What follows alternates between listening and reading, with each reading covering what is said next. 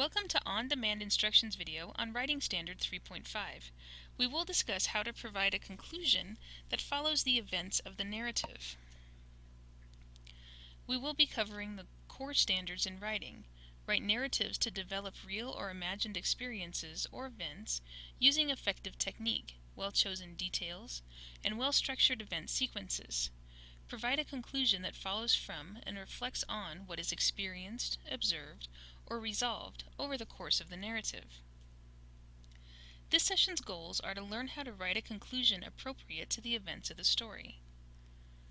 Let's start with what you might already know about the subject by answering these questions. What is a conclusion? What makes a good conclusion? A conclusion is the last main part of the narrative. It usually sums up points and is a statement of opinion. It is a culmination of the decisions reached. A conclusion can be the most difficult part to write, but a writer should remember that the conclusion is often what a reader remembers best. The conclusion of your writing is what wraps it all up for the reader. You should stop writing when you're done, but the conclusion should tie up all loose ends. A good conclusion will not leave the reader hanging. There are several different types of conclusions. Whatever type you choose, make sure you write at least 3 sentences. Write your conclusion with a question that involves the reader. You can leave the question to be answered by the reader based on what you wrote, or you can answer it for them. The question needs to relate to the main idea. For example, it was the worst experience of her life. Angie decided it was the last time she would eat at that restaurant. Who could blame her? Forcefully state your opinion in this type of conclusion. For example, criminals, no matter their age, need to be dealt with according to the crime. The current legal system is too lenient on juvenile offenders. This system needs to be rewritten to keep dangerous juvenile offenders off of the streets. Close with a summary of your main ideas, but don't repeat them word for word. Say it in a different way. If you write something like, "I just wrote about," or "as you just read," it may insult the reader. He or she is smart enough to know what they just read. For example, as you can see, it is important to know how to read with the intention of learning. There may not always be someone there to explain it for you. You need to learn how to read on your own and draw your own conclusions. In this type, close with a personal comment or response to what you have written.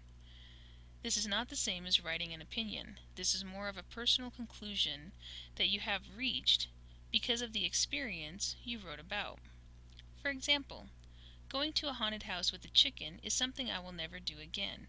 I should have listened to Agnes when she said she didn't want to go. Next time, I will know better. Close with a statement that gives the indication that some things will never be resolved. Do this in an artful way that lets your reader know that you did not simply forget to end your story or paper. For example, we watched as she walked to the end of the road. She turned to wave only once, then she was a speck in the distance. She disappeared into the twilight. That was the last time any of us saw her. You can write a conclusion with a hint of things to come, or the beginning of a new story. For example, Janet was more tired than she'd ever been. It had been the longest week of her life. She leaned back in her chair and closed her eyes, wondering about the many adventures that lie ahead. In this type, conclude with a quotation from a famous person or a quotation that is well known. Be sure to use quotation marks properly and give credit to the person who said it, if that is known. Choose a quotation that is directly related to your topic. For example, according to Senator Bob Dole, in order to be a good citizen, all Americans must be able to speak English. In theory, this seems like a good idea. However, what will become of the citizens who never learn to speak English? You can use a quotation from someone who's not famous, such as a character from the story or someone you know personally. You must still put it in quotation marks and give credit to the person who said it if you use a direct quote, word for word. For example, "You're going to regret this," Agnes said as I pulled her into the haunted house. "Her words now haunt me. I now know she was not kidding." In this type of conclusion, close with an ending statement that allows the reader to draw their own conclusion. Give the reader enough information in the body of the paper so they can draw a conclusion from it. For example, some statistics say that cats are more popular than dogs in American households. On the other hand, according to other statistics, there are more dog owners per capita. Therefore, whether dogs or cats are more popular in the United States is still debatable. Examples of a bad conclusion. Don't leave the reader hanging or give them unanswered questions. Don't tell the reader what you have just written about. Don't just repeat the lead or thesis statement. Don't ever end with, "It was all just a dream." A good conclusion is very important in writing a narrative. It wraps everything up and leaves the reader satisfied.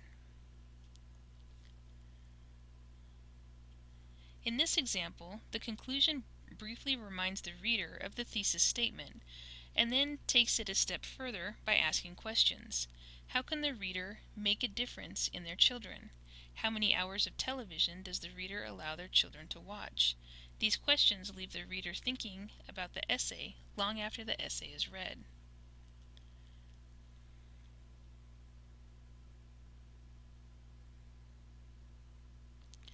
Let's do an activity to further enhance your skills. Write your own conclusion to the story using what you learned here. Make sure you wrap everything up and your conclusion is at least 3 sentences long. Can you use more than one type of conclusion? It is better to stick to one until you get some experience. Once you practice using what you learned here, you will get better at writing effective conclusions. Where can I use this information? You can use these tips to writing conclusions for essays, stories, or any writing that you are doing. How can I get better at writing conclusions? The best way to get better at something is to practice. The more you write, the more you'll get the feel of how to do it correctly.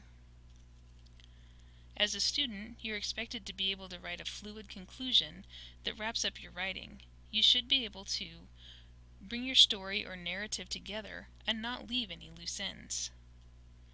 We've come to the end of our session. We have discussed how to write a conclusion appropriate to the events of the story. To learn more, go to these websites for additional information. Return to www.ondemandinstruction.com for more instructional videos, podcasts, and materials. We update the site weekly.